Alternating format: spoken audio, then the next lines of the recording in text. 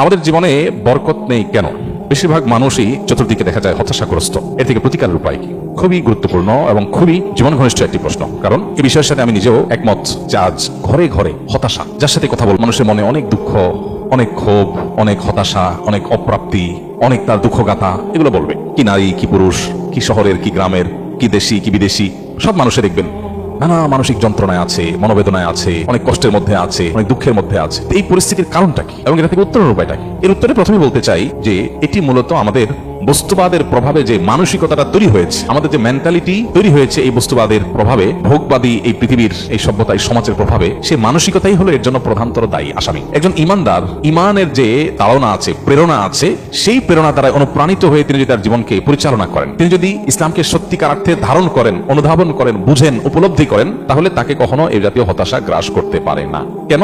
কারণ প্রথমত ইমানদার জানে এই পৃথিবীটা চূড়ান্ত কোনো বসবাসের জায়গা না। এটা একটা নির্দিষ্ট পিরিয়ড পার করে চলে যাওয়ার জন্য আমার অনন্তকালের যাত্রা সামনে আসছে। সো এখানে যদি আমি ভালো থাকি আলহামদুলিল্লাহ, না থাকলে তার জন্য এত একেবারে ভেঙে চুরে পড়ার কিছু নেই। আমার আসলটা তো সামনে আসছে। আমরা যখন সাময়িক সময়ের জন্য কোথাও থাকি তখন সেই জায়গাটার সুখ শান্তি নিয়ে আমরা খুব বেশি ভাবি না। কারণ আমি জানি এখানে সবসময় বেশি থাকবো না, বেশি সময় থাকবো না। আমি একটা গাড়িতে উঠেছি, একটা গন্তব্যে যাব, ওই গাড়িটার সিট ভালো না, ইঞ্জিনে আওয়াজ করে, যাত্রাটা খুব বেশি কমফোর্ট না, কিন্তু আমি জানি আমি বেশি সময় থাকবো না, অল্প সময় পরে আমি আমার বাড়িতে চলে যাবো। তো আমি ওটা নিয়ে এত মাথা ব্যথা করি না, কারণ এখানে আমি টাইম পাস করছি, জাস্ট গন্তব্য, আমার মূল গন্তব্যে যাওয়ার জন্য এটাকে ইউজ করছি মাত্র। অতএব এটা নিয়ে এত অনেক থাকে না।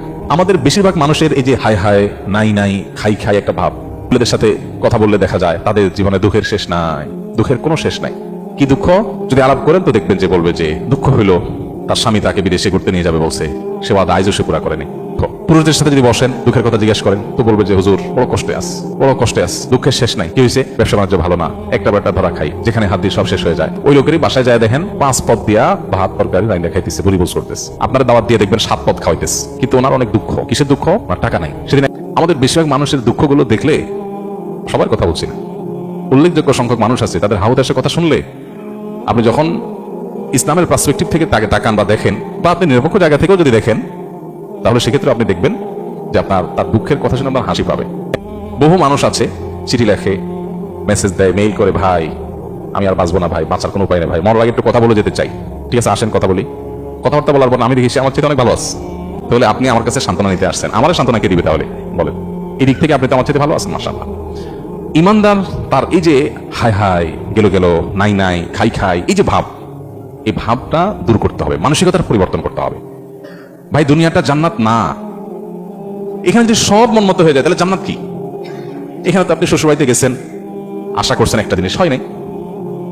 আশা করছেন যে শ্বশুরবাড়িতে যাবেন, খুব কদর টদর পাবেন, যাই দেখলেন না, তারা ব্যায়াম কেয়ার, শালাশালি, তারা মোবাইল টিভি করতেছে, অন্যান্য জায়গায় ঘুরতেছে, মেহমান হিসেবে আপনাকে যে আতিথ্য করা দরকার করতেছে না। আপনার চান্দি গরম হয়ে যাচ্ছে, মেজাজ গরম হয়ে যাচ্ছে, কারণ আপনি এক্সপেকটেশন ছিল অনেক, হয় নাই। যখনই গরম হয়ে যাবে তখন চিন্তা করবেন আমি অহেতুক এক্সপেকটেশন করেছি, দুনিয়ার সব চাহিদা পূরণ হবে না। আশা করছিলাম বিয়ের পরে খুব শান্তি থাকবে, এখন বউটা দেখে বেলাইন। মহিলা আশা করছে যে বিয়ের পরে বোধহয় লাল নীল নাটক সিনেমায় দেখছে, স্বামী ঘুরে নিয়ে বেড়ায়, হানিমুন করে, এই করে সেই করে, স্বামী ঘরেই আসে না ঠিক মতো, কি হানিমুন। এইরকম পরিস্থিতি একজন ইমানদার চিন্তা করবে আল্লাহ তাআলা আমাকে আরো বহু দিক থেকে সুখী রেখেছেন, আমি আল্লাহর কাছে পরিতৃপ্তি এটা প্রকাশ করবো আমার অন্যান্য সুখ দেখে।